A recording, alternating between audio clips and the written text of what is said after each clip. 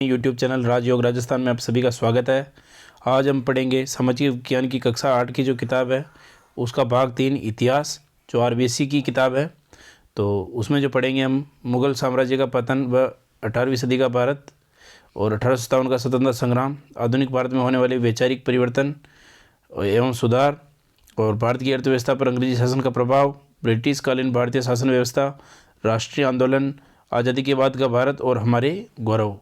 ये जो चैप्टर है इन सभी के जो मोस्ट वन लाइनर प्रश्न हैं वो देखेंगे। तो चलो क्लास को शुरू करते हैं अब। तो इसमें जो है पहला जो चैप्टर है मुग़ल साम्राज्य का पतन और 18वीं सदी का भारत। किस मुग़ल शासक ने अंग्रेज़ों के प्रभुत्व को स्वीकार करते हुए संधि कर ली? तो शाह आलम द्वितीय ने।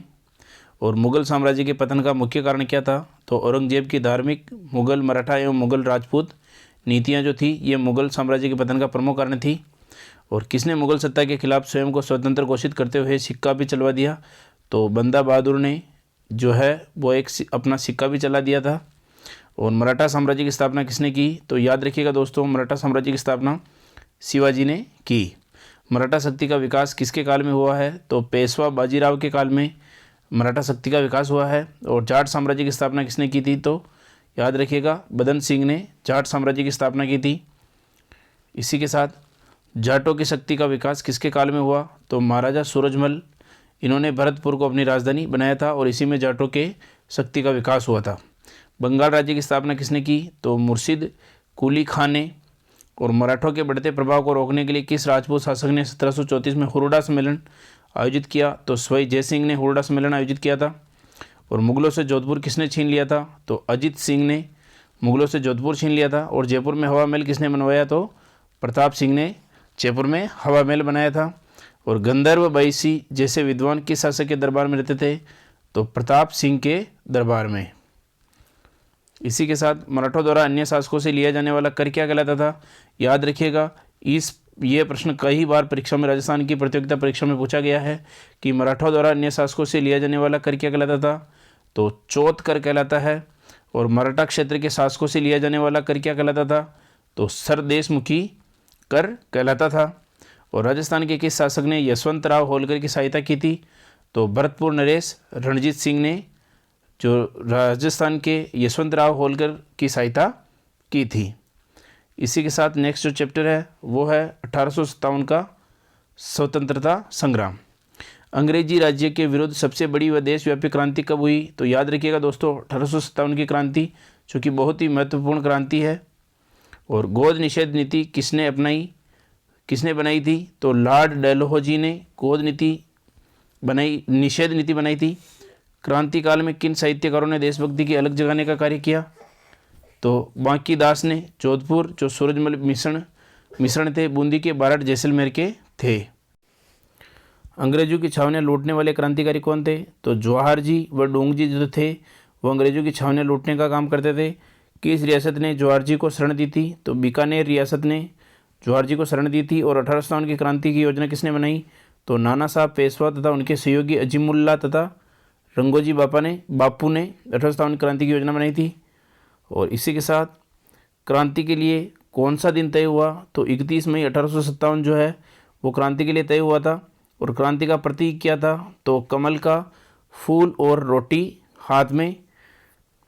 और कानपुर में क्रांति का नेतृत्व किसने किया? तो नाना साहब व तात्या टोपे ने कानपुर में क्रांति का नेतृत्व किया था। और अवध में क्रांति का नेतृत्व किसने किया था? तो बेगम हजरत महल ने। और झांसी में क्रांति का नेतृत्व करने वाली कौन थी? तो रानी लक्ष्मीबाई, जो कि झांसी की रानी लक्ष्मीबाई के नाम से जानी जाती है। और बिहार में क्रांति का नेतृत्व किसने किया? तो बाबू कुंवर सिंह ने। और असम में क्रांति का नेतृत्व किसने किया? तो दीवान मणिराम कंदर्पश्वर सिंह ने किया था। ये प्रश्न कई बार परीक्षाओं में आ चुके हैं, तो विशेष ध्यान देना इन पे। इसी के साथ उड़ीसा में क्रांति का नेतृत्व किसने किया? तो सुरेंद्र शाही व उज्ज्वल शाही ने। और क्रांति के समय भारत का गवर्नर जनरल कौन था? तो लॉर्ड कैनिंग था। और राजस्थान में क्रांति की शुरुआत कहाँ से हुई? तो नसीराबाद में। और 28 मई को क्रांति की शुरुआत हुई थी।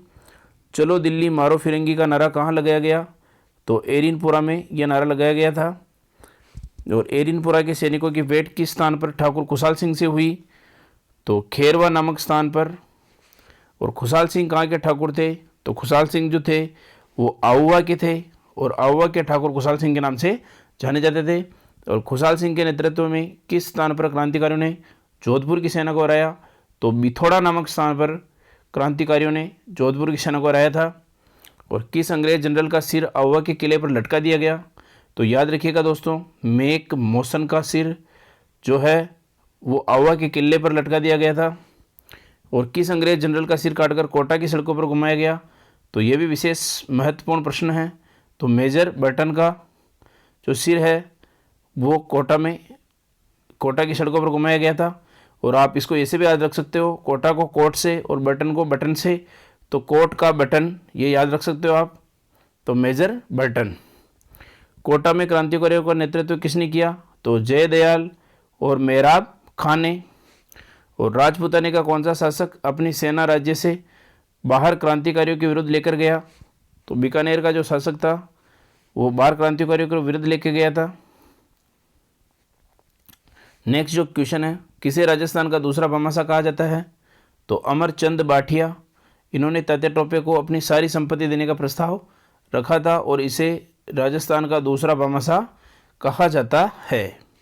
आवा की कुलदेवी कौन थी? तो सुगाली माता जो थी वो आवा की कुलदेवी, और इन्हें क्रांति की देवी भी कहा जाता है। और किस देवी की प्रतिमा के 10 सिर व 54 हाथ है?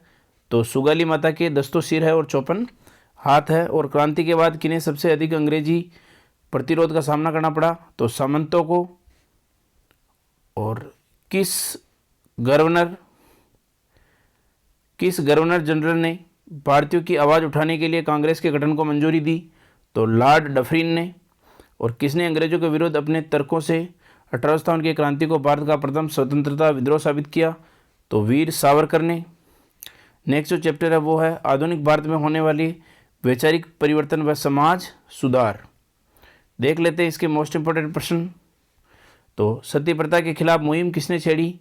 तो कलकत्ता के राजा राम मोहन राय ने मुहिम छेड़ी थी। और ब्रह्म समाज का गठन किसने किया? तो राजा राम मोहन राय ने ब्रह्म समाज का गठन किया था, ब्रह्म सभा का। और ब्रह्म सभा का नाम बदलकर क्या रखा गया? तो ब्रह्म समाज रखा गया था। और सती प्रथा के खिलाफ कानून कब पारित किया गया था? तो 1829 में सती प्रथा के खिलाफ कानून पारित किया गया था। विधवा पुनर्विवाह का प्रबल समर्थन किसने किया? तो ईश्वर चंद विद्यासागर जी ने। और विधवा पुनर्विवाह एक्ट कब लागू किया गया था? याद रखिएगा दोस्तों, 1856 में। और सत्य शोधक समाज का गठन किसने किया? जो ज्योतिबा फुले ने। और ज्योतिबा फुले ने किस पुस्तक की रचना की थी? तो गुलामगिरी की रचना की थी। इसी के साथ ज्योतिबा फुले ने किस कुरीति के खिलाफ जनचेतना फैलाने का काम किया? तो जातिगत भेदभाव। और मोहम्मडन एंग्लो ओरिएंटल कॉलेज का संस्थापक कौन था? तो सैयद अहमद खां। और मुसलमानों को शिक्षा की मुख्य धारा में लाने का श्रेय किसे जाता है? तो सैयद अहमद खां को। और साइंटिफिक सोसाइटी का गठन किसने किया? तो सैयद अहमद खान ने। और स्वामी दयानंद सरस्वती के बचपन का नाम क्या था? तो याद रखिएगा दोस्तों, मूल शंकर जो है वो स्वामी दयानंद सरस्वती के बचपन का नाम था। और आर्य समाज की स्थापना किसने की थी? तो स्वामी दयानंद सरस्वती ने आर्य समाज की स्थापना की थी। स्वामी विवेकानंद के बचपन का नाम क्या था? तो नरेंद्र दत्त स्वामी विवेकानंद के बचपन का नाम था। स्वामी विवेकानंद के गुरु कौन थे? तो रामकृष्ण परमहंस जो थे वो स्वामी विवेकानंद के गुरु थे। मोस्ट इंपोर्टेंट प्रश्न है ये। और नेक्स्ट जो क्वेश्चन है, रामकृष्ण परमहंस ने इन्हें क्या नाम दिया? तो विविधासानंद इनको नाम था, विविधासानंद। और खेतड़ी के महाराज ने विविधासानंद को किस नाम से संबोधित किया? तो विवेकानंद के नाम से इसे संबोधित किया गया इन्हें। और रामकृष्ण मिशन की स्थापना किसने की? तो याद रखिएगा दोस्तों, स्वामी विवेकानंद ने रामकृष्ण मिशन की स्थापना की थी। और थियोसॉफिकल सोसाइटी का विकास किसने किया? तो श्रीमती एनी बेसेंट ने थियोसॉफिकल सोसाइटी का विकास किया था। नेक्स्ट जो क्वेश्चन है, बनारस विश्वविद्यालय की स्थापना किसने की? तो श्रीमती एनी बेसेंट ने। और उदयपुर में परोपकारिणी सभा की किसने स्थापना की? तो स्वामी दयानंद सरस्वती ने। और 1883 में इसकी स्थापना की थी। और संप सभा का गठन किसने किया? तो याद रखिएगा दोस्तों, गोविंद गुरु ने। और सुरजी भगत या सुरमल दास ने किन में जनचेतना फैलाने का कार्य किया था? तो जनजाति वर्ग में इन्होंने जनचेतना फैलाने का कार्य किया था। और बूंदी में सती प्रथा पर रोक कब लगाई गई? तो 1822 में बूंदी में सती प्रथा पर रोक लगाई गई थी। और कोटा में कन्यावध पर रोक कब लगाई गई थी? तो याद रखिएगा दोस्तों 1834 में। और जोधपुर में त्याग प्रथा पर रोक कब लगाई गई थी? तो 1841 में जोधपुर में त्याग प्रथा पर रोक लगाई गई थी। और इसी के साथ जयपुर में मानव व्यापार पर रोक कब लगाई गई थी? तो 1847 में मानव व्यापार पर रोक लगाई गई थी। और उदयपुर में डाकन प्रथा पर रोक कब लगाई गई? तो 1853 में। और राजपूत हितकारिणी सभा का गठन कब हुआ? तो 1889 में। और कहाँ हुआ? तो अजमेर में। राजस्थान में किनके प्रयासों से बाल विवाह के खिलाफ 1929 में शारदा एक्ट बना? तो अजमेर के हरविलास शारदा के प्रयासों से। और अलवर में किसने अपने घर के मंदिर के दरवाजे हरिजनों के लिए खोल दिए? तो पंडित हरिनारायण शर्मा ने अपने घर के दरवाजे हरिजनों के लिए खोल दिए थे। नेक्स्ट जो चैप्टर है वो है भारत की अर्थव्यवस्था पर अंग्रेजी शासन का प्रभाव। और एक देश पर दूसरे देश का सैन्य अधिकार क्या कहलाता है? तो ये उपनिवेश कहलाता है कि एक देश जो है वो दूसरे देश पर सैन्य अधिकार कर लेता है। और किस पुर्तगाली ने भारत पर आने वाला समुद्री मार्ग खोजा?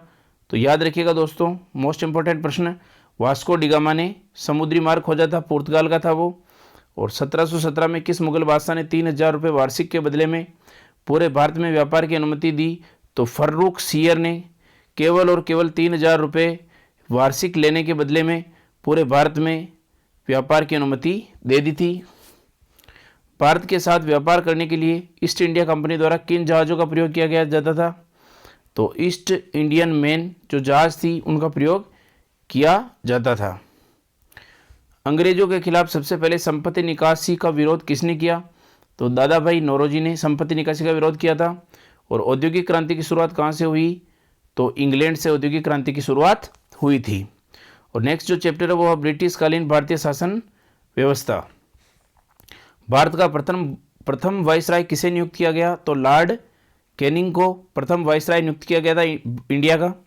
और ब्रिटिश काल में भारत कितने प्रांतों में विभक्त था? तो 11 प्रांतों में विभक्त था। नेक्स्ट जो क्वेश्चन है वो है किस कमीशन की रिपोर्ट पर ब्रिटिश सेना के पुनर्गठन में भारतीय सैनिकों का अनुपात घटाया गया? तो पील कमीशन के रिपोर्ट पर यह किया गया था। और भारत के नरम दल को संतुष्ट करने के उद्देश्य से ब्रिटिश संसद द्वारा कौन सा अधिनियम पारित किया गया? तो इंडियन काउंसिल एक्ट 1861 और भारत परिषद अधिनियम 1861 जो इसका हिंदी में नाम है वो गठित किया गया था। किस अधिनियम को मार्ले मिंटो सुधार के नाम से जाना जाता है? तो 1909 का जो भारत परिषद अधिनियम है उसे मार्ले मिंटो सुधार अधिनियम के नाम से भी जाना जाता है। सांप्रदायिक निर्वाचन पद्धति का जनक किसे माना जाता है? तो मार्ले और मिंटो को सार्वजनिक निर्वाचन पद्धति का जनक माना जाता है। और किस अधिनियम के तहत भारत में पहली बार संघात्मक सरकार की स्थापना हुई? तो 1935 का जो भारत शासन अधिनियम है उसके तहत। और किस अधिनियम के तहत बर्मा को भारत से अलग कर दिया गया? तो 1935 का जो भारत शासन अधिनियम है उसके द्वारा बर्मा को भारत से अलग कर दिया गया। और भारतीय शिक्षा का मैग्ना कार्टा किसे कहा गया? वेरी इंपॉर्टेंट प्रश्न। तो चार्ल्स वुड के डिस्पैच को भारतीय शिक्षा का मैग्ना कार्टा कहा गया है। सरकार की शक्तियों को अलग अलग भागों में बांट देना क्या कहलाता है? तो यह शक्ति पृथक्करण का सिद्धांत कहलाता है। और राजपूतानी की किस रियासत में शक्ति पृथक्करण सिद्धांत के आधार पर न्याय व्यवस्था लागू की गई? तो बीकानेर में। और ऐसे विषयों की सूची जिन पर केंद्र व राज्य दोनों कानून बना सकते हो उसे क्या कहा जाता है? तो उसे समवर्ती सूची कहा जाता है जिसपे केंद्र और राज्य दोनों कानून बना सकते हैं। नेक्स्ट जो चैप्टर है वो है राष्ट्रीय आंदोलन। तो इसके मोस्ट इंपोर्टेंट प्रश्न देख लेते हैं। कांग्रेस की पहली बैठक कब व पर कहाँ पर की गई? तो 1885 में मुंबई के गोवालिया तालाब के इलाके के गोकुलदास तेजपाल संस्कृत कॉलेज में इसकी पहली बैठक की गई थी। याद रखिएगा कांग्रेस की पहली बैठक की जगह पूछ रहा है। तो 1885 में की गई है और बम्बई के गोवालिया तालाब इलाके के गोकुलदास तेजपाल संस्कृत कॉलेज में की गई थी। एलन ऑक्टिवियन ह्यूम ने अंग्रेजी विरोधी असंतोष को वैधानिक रूप देने के लिए किस संस्था का गठन किया? तो इंडियन नेशनल कांग्रेस का गठन किया था। और कांग्रेस का जन्म कब हुआ? तो याद रखिएगा दोस्तों 28 दिसंबर 1885 को बम्बई में हुआ था। और कांग्रेस का पहला अध्यक्ष किसे बनाया गया है? तो योमेश चंद्र बनर्जी को कांग्रेस का पहला अध्यक्ष बनाया गया था। और कांग्रेस का जनरल सेक्रेटरी कौन था? तो A.O. ह्यूम जो था वो जनरल सेक्रेटरी था। बाल गंगाधर तिलक ने अंग्रेजी हुकूमत के खिलाफ अखबारों में कौन से लेख लिखे? तो मराठा व केसरी नामक लेख लिखे थे अंग्रेजी हुकूमत के खिलाफ। और उग्रवाद का जनक किसे कहा जाता है? तो बाल गंगाधर तिलक को उग्रवाद का जनक कहा जाता है। और होम रूल आंदोलन किसके द्वारा संचालित किया गया? तो लोकमान्य बाल गंगाधर तिलक के द्वारा होम रूल आंदोलन चालू किया गया था। और बंग भंग कब किया गया था? 1905 में। और कांग्रेस का जो पक्ष अंग्रेजी पढ़ाई के अलावा हड़ताल आंदोलन व आर्थिक बहिष्कार का मार्ग अपनाना चाहता था, किस नाम से प्रसिद्ध हुआ? तो वो गरम दल के नाम से फेमस हुआ था। इसी के साथ लाल पाल बाल से कौन प्रसिद्ध हुए? तो पंजाब से लाला लाजपत राय, बंगाल से विपिन चंद्र पाल और महाराष्ट्र से बाल गंगाधर तिलक लाल पाल बाल के नाम से प्रसिद्ध हुए। अंग्रेजी हुकूमत द्वारा रोलेट एक्ट कब लागू किया गया? तो 1919 में रोलेट एक्ट लागू किया गया था। और जलियांवाला बाग हत्याकांड कब हुआ? तो 13 अप्रैल 1919 को पंजाब के अमृतसर में ये हत्याकांड शुरू हुआ था। जलियांवाला बाग हत्याकांड किसके नेतृत्व में हुआ? तो जनरल डायर के नेतृत्व में। और जनरल डायर की हत्या किसने की थी? तो उधम सिंह ने जनरल डायर की हत्या की थी। और असहयोग आंदोलन किसने शुरू किया? तो मोहनदास करमचंद गांधी ने 1920 में असहयोग आंदोलन शुरू किया है। और चोरा चोरी कांड कब हुआ? तो 4 फरवरी 1922 को चोरा चोरी कांड हुआ है। ये सभी प्रश्न बहुत ही मोस्ट इंपॉर्टेंट है और ये किताब से वन लाइनर बनाए गए हैं। तो साइमन कमीशन भारत कब पहुंचा है? 3 फरवरी 1928 को बम्बई पहुंचा है। और साइमन कमीशन का लाहौर में विरोध किसके नेतृत्व में हुआ? तो लाला लाजपत राय के नेतृत्व में हुआ था। लाला लाजपत राय की हत्या किसकी लाठियों से हुई? तो सैंडर्स नामक व्यक्ति जो था उसकी लाठियों से हुई। और सैंडर्स की हत्या किसने की? तो भगत सिंह व उनके साथियों ने सैंडर्स की हत्या कर दी थी। भगत सिंह व उनके 2 साथियों राजगुरु व सुखदेव को फांसी कब दी गई? याद रखिएगा दोस्तों 23 मार्च 1931 को राजगुरु और सुखदेव को फांसी दी गई थी। क्रांतिकारी चंद्रशेखर आज़ाद कब शहीद हुए? तो 27 फरवरी 1931 को चंद्रशेखर आज़ाद शहीद हो गए थे। और गांधी जी ने सविनय अवज्ञा आंदोलन कब शुरू किया? तो 1930 में ये शुरू किया था सविनय अवज्ञा आंदोलन। भारत छोड़ो आंदोलन को अन्य किस नाम से जाना जाता है? तो अगस्त क्रांति के नाम से भारत छोड़ो आंदोलन को जाना जाता है। भारत छोड़ो आंदोलन कब शुरू हुआ? तो 1942 को। और अमर शहीद हेमू कालानी को फांसी कब दी गई? तो 21 जनवरी 1943 को हेमू कालानी को फांसी दी गई थी। और विनायक दामोदर सावरकर की रचना कौन सी थी? तो स्वातंत्र्य समर। और सावरकर किस जहाज से अंग्रेजों को चकमा देकर भाग निकले? तो मारिया जो थी उससे भाग निकले थे सावरकर जहाज से। और किस स्वतंत्रता सेनानी को 2 आजन्म कारावास की सजा देते हुए अंडमान व निकोबार जेल में भेजा गया?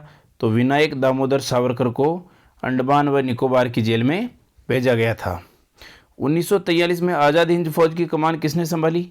तो सुभाष चंद्र बोस ने आज़ाद हिंद फौज की कमान संभाली थी। और नेताजी सुभाष चंद्र बोस की रहस्यमयी मृत्यु कब हुई?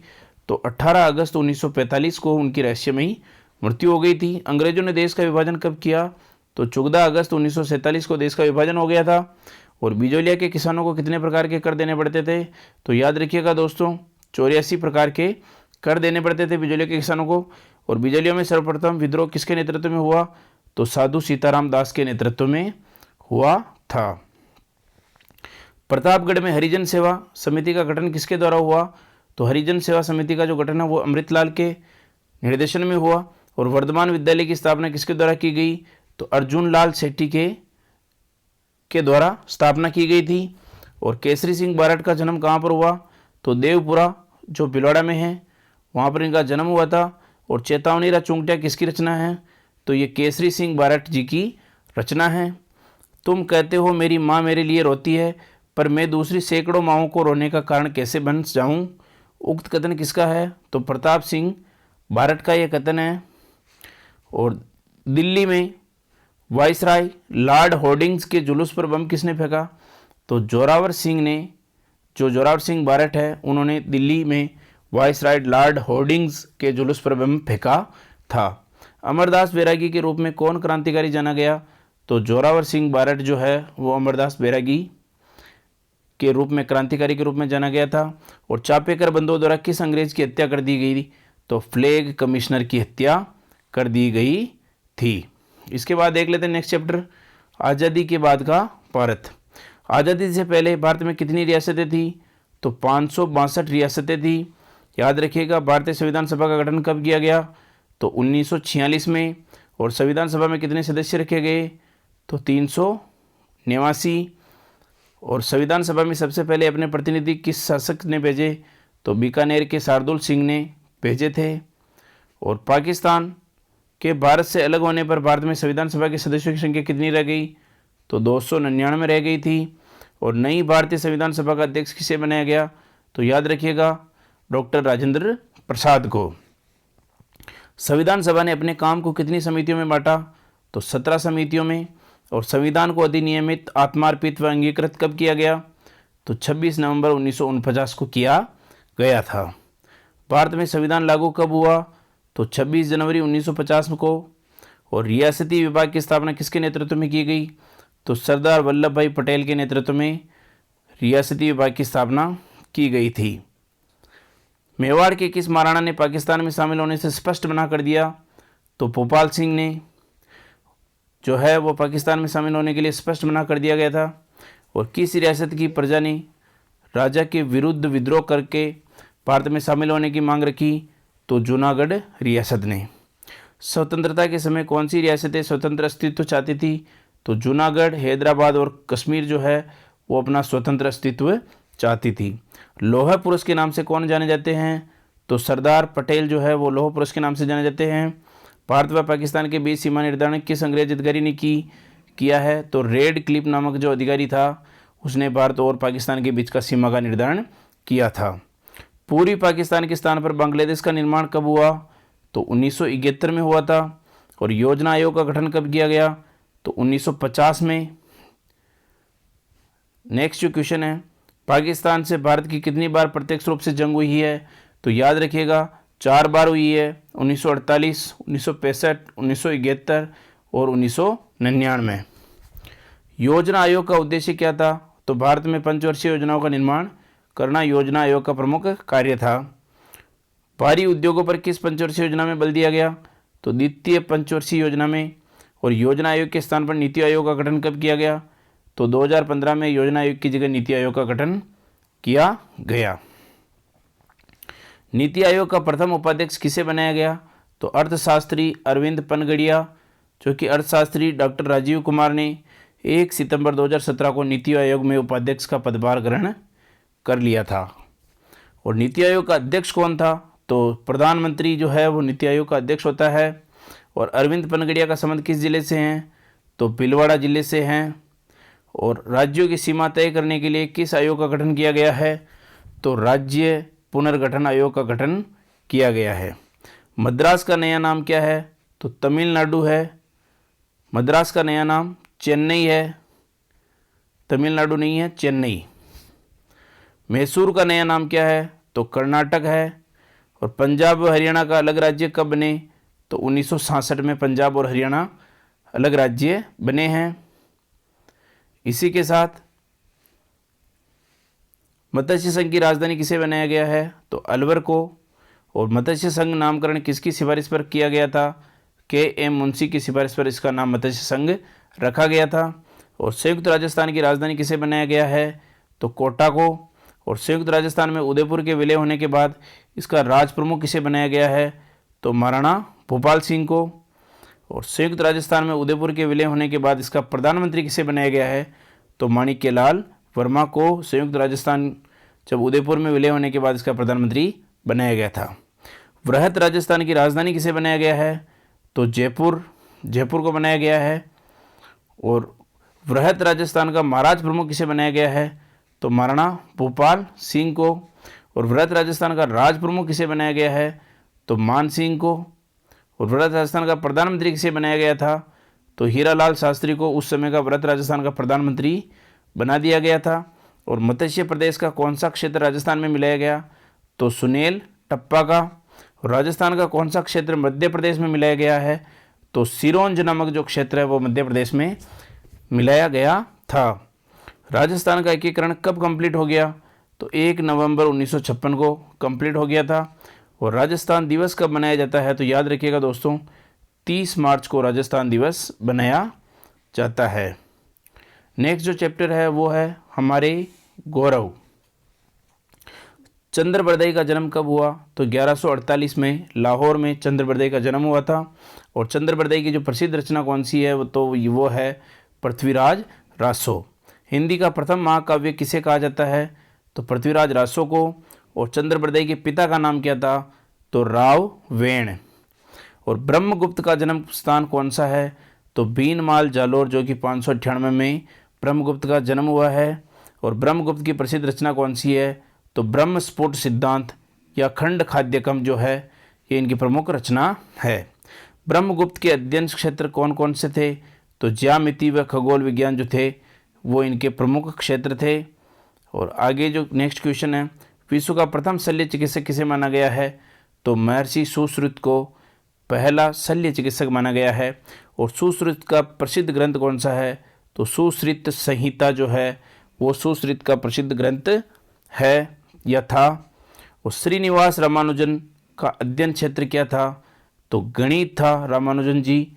और श्रीनिवास रामानुजन जी ने किसके साथ लंदन में शोध कार्य किया?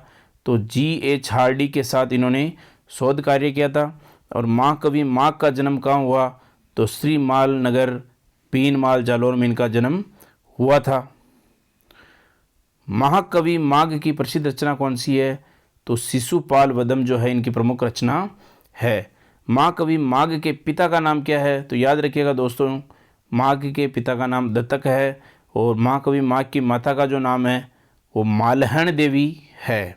पिता का नाम दत्तक और माता का नाम मालहण देवी। और इनकी रचना जो है वो शिशुपाल वधम।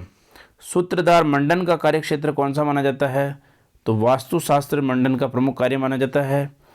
कुंभलगढ़ दुर्ग का निर्माण किसके निर्देशन में हुआ था? तो मंडन के निर्देशन में कुंभलगढ़ दुर्ग का निर्माण हुआ था। और मंडन के पिता का नाम क्या था? तो क्षेत्राक या खेता जो था वो मंडन के पिता का नाम था। महर्षि पराशर की रचना कौन सी है? तो कृषि पराशर जो है वो महर्षि पराशर की प्रमुख रचना है। और महर्षि पराशर का जन्म कहाँ हुआ? तो पुष्कर में हुआ है महर्षि पराशर का जन्म। और कृषि शास्त्र का प्रवर्तक किसे माना जाता है? तो महर्षि पराशर को ही कृषि शास्त्र का प्रवर्तक माना जाता है। महाराणा प्रताप का दरबारी कवि कौन था? तो चक्रपाणि मिश्र जो है वो महाराणा प्रताप का दरबारी कवि था। चक्रपाणि मिश्र की रचनाएं कौन सी है? तो विश्व वल्लभ, मुहूर्तमाला, व्यवहारादर्श और राज्याभिषेक पद्धति जो है वो चक्रपाणि मिश्र की रचनाएं हैं। चक्रपाणि मिश्र किन से प्रभावित था? तो वराहमिहिर से चक्रपाणि प्रभावित था।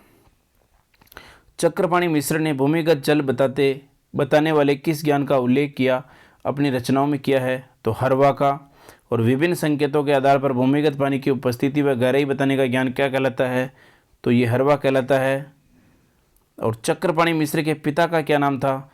तो उग्र मिश्र जो है वो चक्रपाणि मिश्र के पिता का नाम था। जलाशय व जल स्रोतों के विशिष्ट ज्ञान का ज्ञाता क्या कहलाता है? वह चक्रपाणि मिश्र कहलाता है। सारंगधर किनके दरबार में था? तो हम्मीर के दरबार में, जो कि रणथंभौर के शासक थे। सारंगधर ने किस क्षेत्र में उल्लेखनीय कार्य किया? तो संगीत के क्षेत्र में सारंगधर ने उल्लेखनीय कार्य किए हैं। सारंगधर की रचना कौन सी है?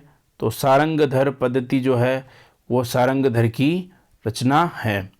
ये थे अपने जो सामाजिक विज्ञान है RBSC की कक्षा 8 की, उसके सारे पाठों के वन लाइनर। जो हिस्ट्री का पोर्शन आज हमने देखा था उसके वन लाइनर है। और ये राजस्थान के आने वाली सभी प्रतियोगिता परीक्षाओं की दृष्टि से ये प्रश्न बहुत ही अति महत्वपूर्ण है।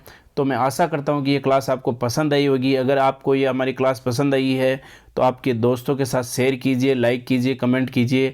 और अगर आप हमारे चैनल पर नए हैं तो हमारे चैनल को सब्सक्राइब कीजिए। इसी के साथ राजयोग राजस्थान में आप सभी का धन्यवाद।